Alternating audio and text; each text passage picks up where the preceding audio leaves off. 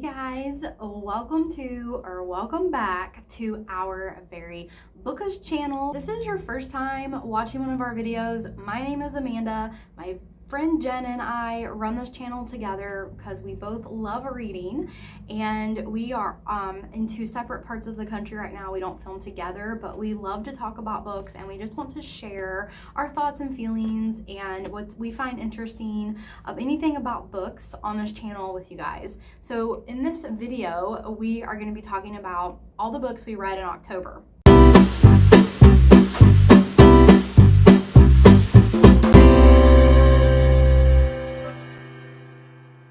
Hello and welcome to October Recap.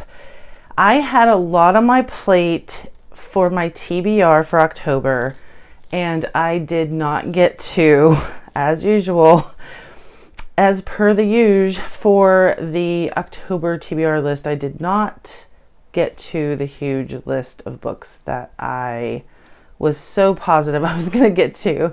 And I think I chose more than I typically get to. I got to 3.5. So it's not my worst, but it's definitely not my best. Let's get into the books that I have read for the month of October.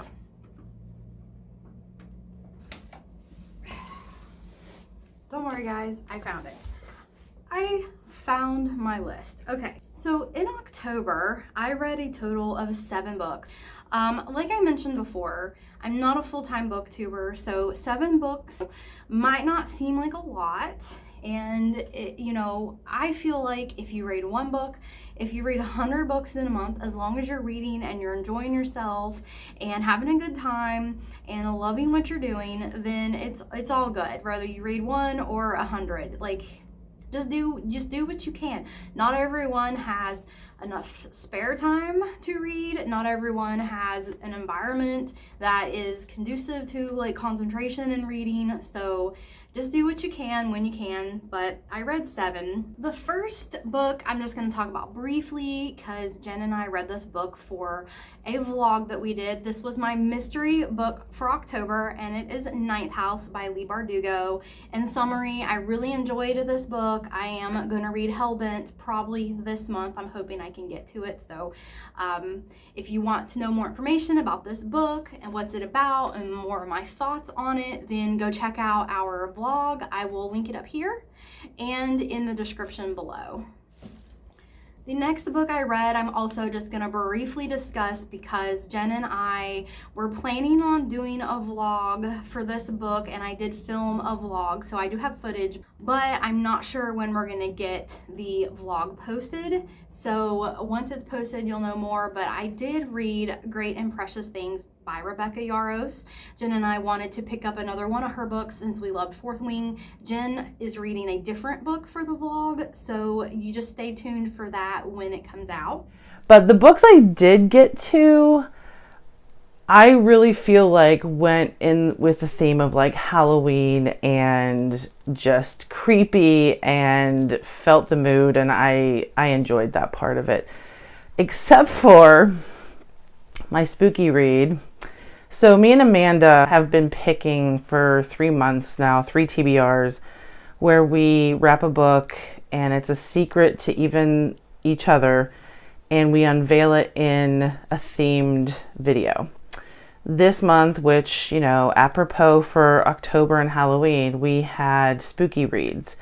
And I thought it was the perfect time to pick an Agatha Christie, and especially one that looked very Halloween and spooky, called Halloween Party.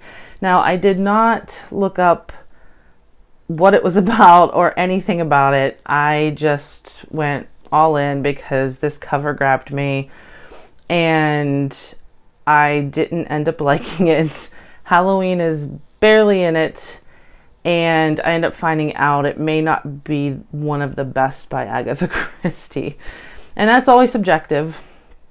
But it definitely, I'm going to try again one of her other better known for being really good books. So I'm not giving up on Agatha Christie. But if you guys want to see our video on spooky reads and get all the more thoughts on both of our reads for that one. I'm sure Amanda's going to put the link in for that one. If you guys watched our book haul video and if you watched my October TBR, there's a book by Catherine Enberg that I purchased in the book haul video and I wanted to read for October. Well, I started to put that book on Goodreads as, currently reading to update my Goodreads, and I found out that that book is part of a series.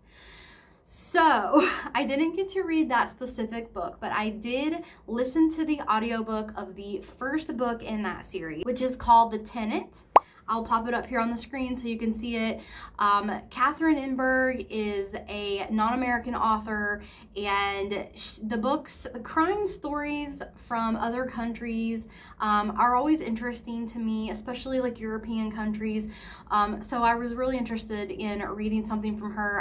If I hadn't purchased later books in the series that seemed more interesting to me, I don't know if I would have continued the series, but I did enjoy the first book, and I am going to try to listen to the second book in the series this month on audiobook. We will see if I get to it because there are just so many other books that I have on my radar right now, but if I can find the audiobook and I can have time to listen to it this month, then I'm definitely going to listen to the second book in the series and work my way up to getting to the physical book that I purchased in the book haul video.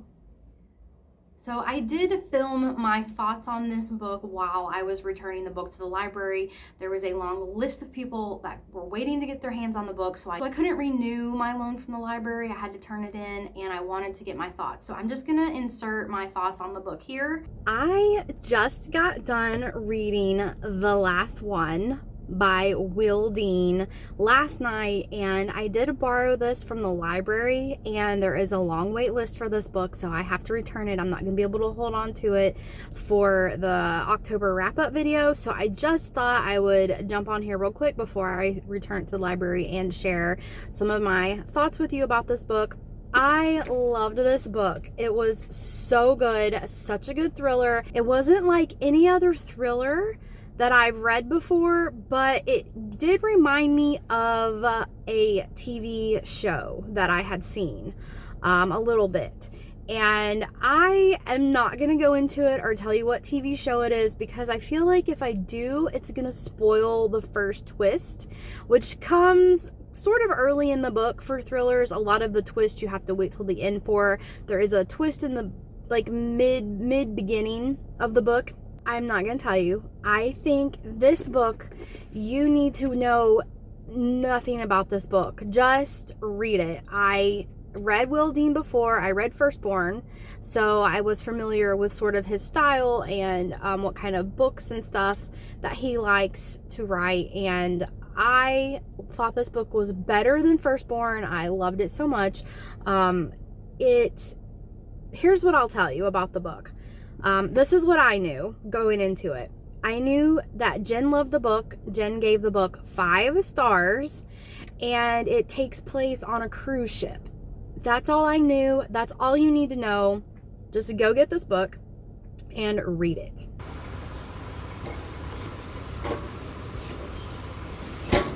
But other than that one, I actually had a bunch of books that were fitting of that theme and I probably should have chosen instead somehow.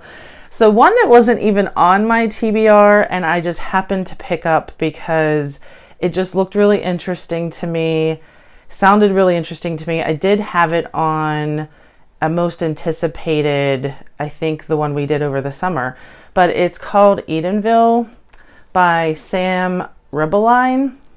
Really hope I'm saying that right. And this cover is really cool, really creepy, and it is a really creepy book. It's definitely horror, but it is also very humorous. This book made me laugh and laugh out loud at times, and I very much see this book becoming a movie.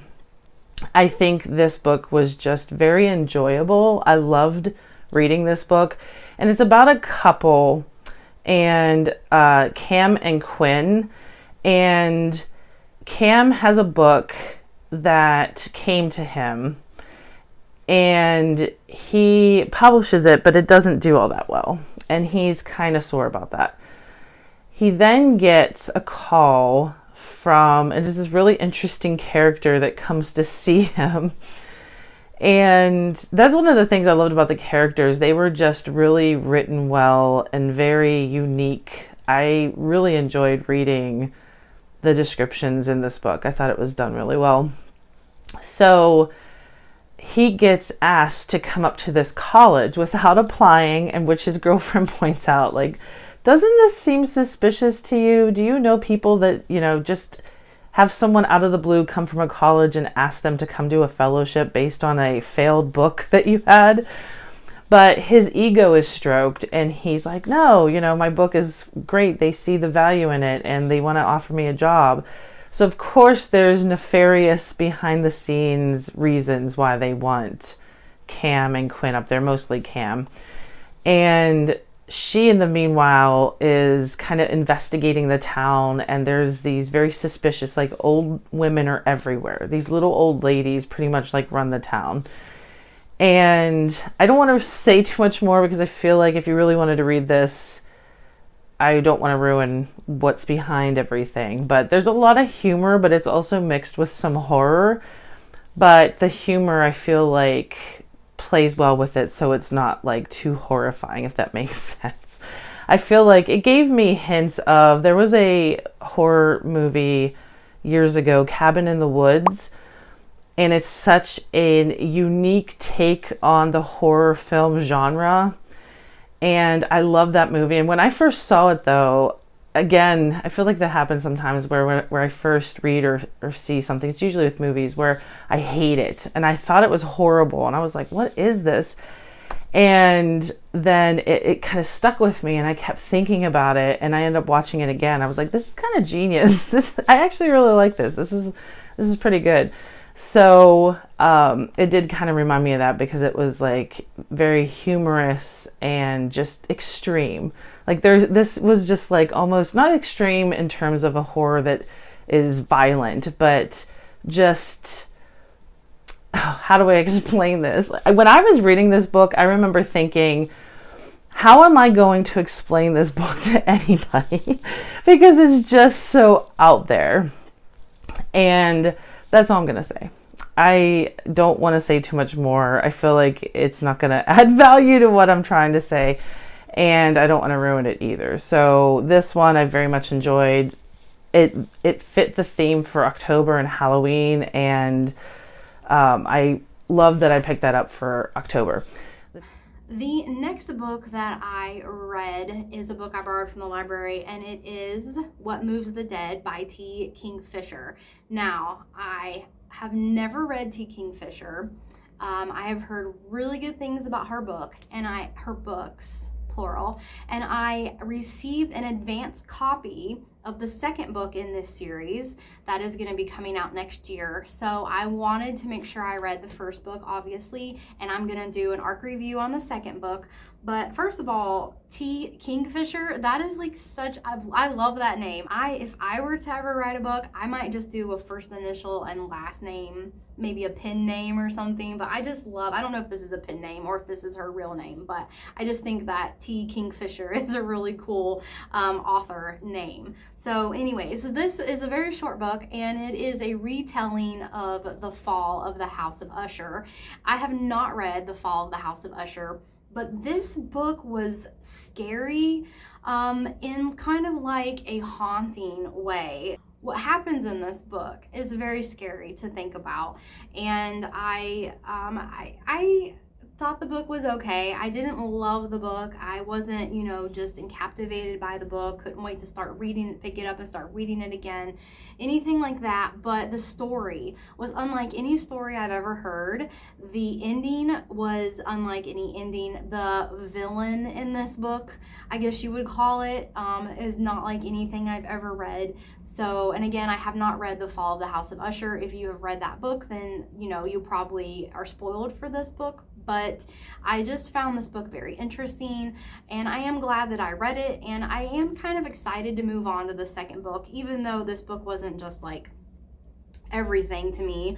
I did find the writing style very lovely to read, and I do have another book of hers that I found at a little free library, and I can't think of the title of it right now. I think it's The House with Good Bones or something like that. But anyways, I am going to continue reading T. Kingfisher, including the arc of the next book in the series, which I will post on the channel when I get my arc review done. The next book I read is a horror book, and it is a book I borrowed from the library, which I'm going to be returning after I film this video. But the cover of this book, y'all, is so bad. I hate the cover of this book. After you read the book, you kind of understand the cover, but I would not even want to pick this book up. And actually, I did not want to read this book in public because of the cover of this book. And I'm sorry for what I'm going to do to y'all, but I read Maeve Fly by C.J. Leede. And I actually really liked this book, despite the cover. I really enjoyed this book. It is a horror book. It's nothing like anything I've ever read before.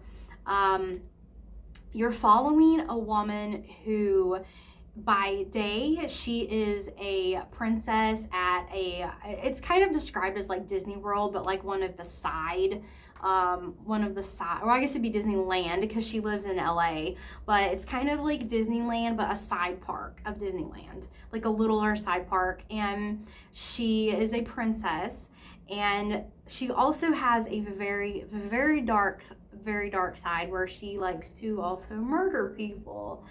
And this kind of thing, you're kind of going through a break with her because the only person in her life that she cares about is her grandmother. Her grandmother is dying. Her grandmother is old Hollywood. She lives in her grandmom's house, which is this big mansion in Beverly Hills.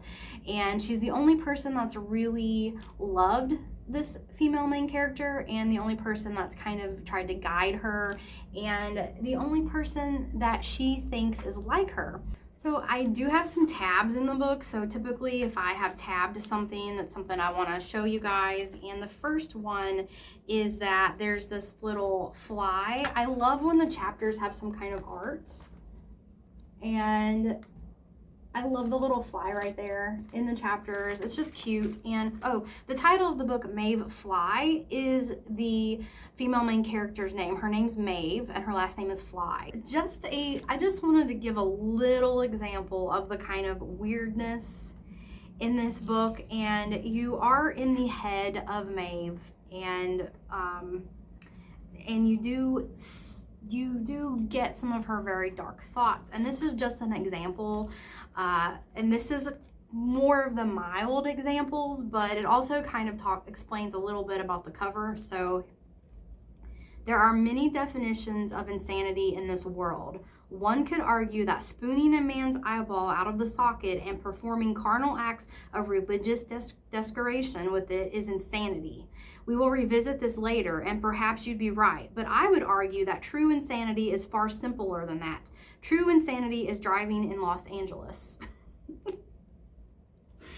So that is just a little insight into Maeve's demented mind, and I do recommend this book. The next book that I want to talk about, I don't physically have it anymore because my friend Hannah really wanted to read it, and she has my copy. Alex Michaelides' The Fury. He is very famous for writing The Silent Patient. It was a huge book, one of my favorite books.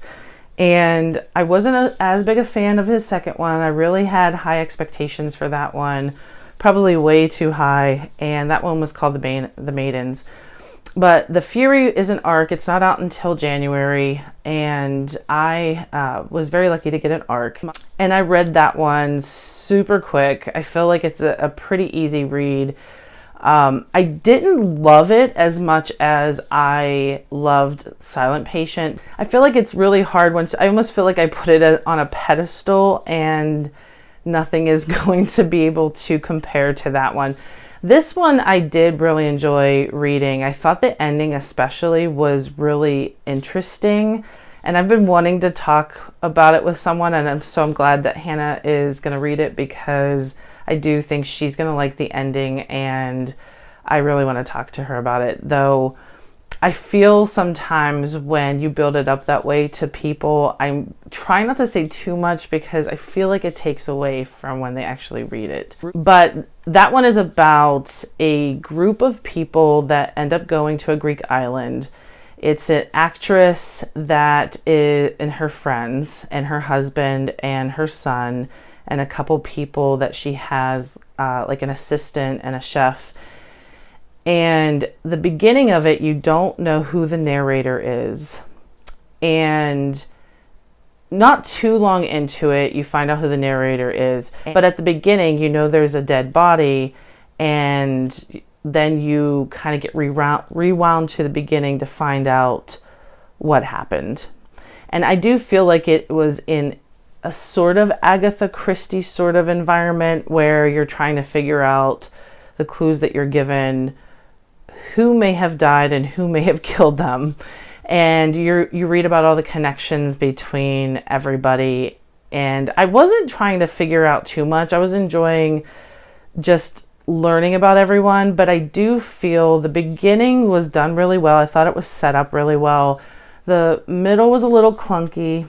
I felt like I was losing a little bit of interest, but then it picked up again at the end, and I thought it was a decent end. And I do feel there's a couple theories I have about the end and how this book came to be fictionally. And that's one of the reasons why I want to talk to Hannah. If you want to see a full arc review, I did one, and I'm sure Amanda can put the link, or you can just check our channel.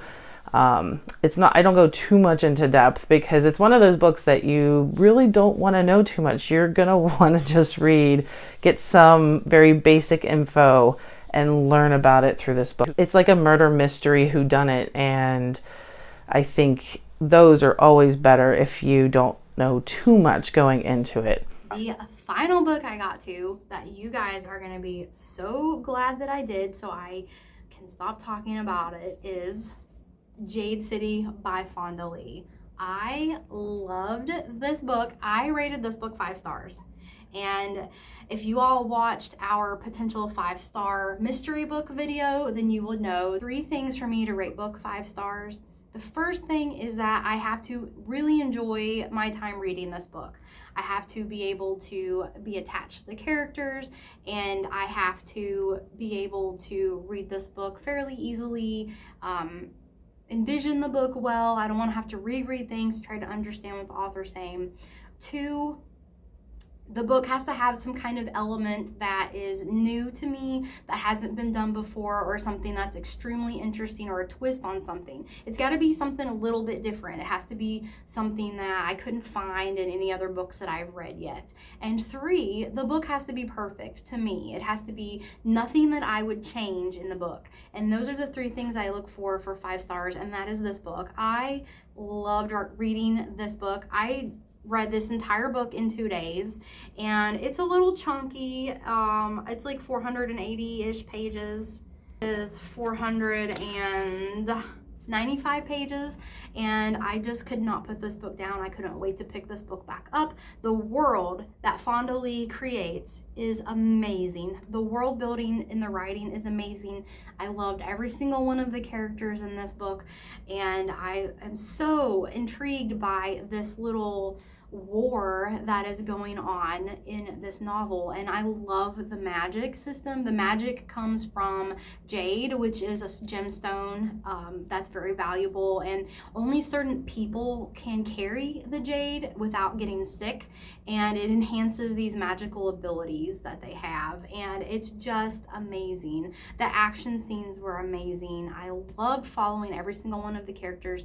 It is third person, but you jump from following one character to another, and I just, usually when that happens, I enjoy one character more than the other, but in this story, I loved them all. I loved all the point of views. Now, I am almost done with Jade War at this point, which is the second book in the series, And I do not love, spoiler, I do not love Jade War as much as I love Jade City. I am very much going to continue the trilogy and finish with Jade Legacy, but I will talk about that book in my November wrap up. But for Jade City, I just loved this book, and I'm so glad I finally got to pick it up and read it.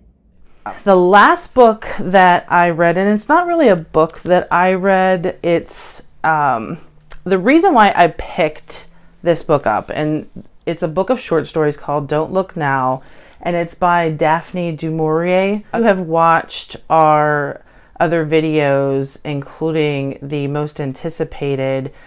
I talk about a book called The Fiction Writer that is inspired by Daphne du Maurier. And when I was researching a little bit about that book, I ended up finding out that, which I had no idea, and I felt so stupid when I found this out. I didn't realize that Daphne du Maurier wrote The Birds as a short story that Hitchcock based his movie on. And I didn't realize that she was accused of plagiarism too, which wasn't exactly the reason why I kept going. It was really The Birds that made me want to look it up. And I found this collection of short stories, and I read 2 of them in here. And I am so glad I picked them up. She is a really good writer. And I'm going to end up reading all of these, I know it. But The Birds as a short story was so disturbing. It was very different. Well, I shouldn't say very. It was definitely different than the movie by Hitchcock. It was set in a different place. This one is set in Europe. His was set in California. And his very much had like this weird side story about a woman and a man flirting with a relationship. And this one is just about a family, and you see from their perspective as the birds start attacking. And it's very disturbing, especially the way she writes it.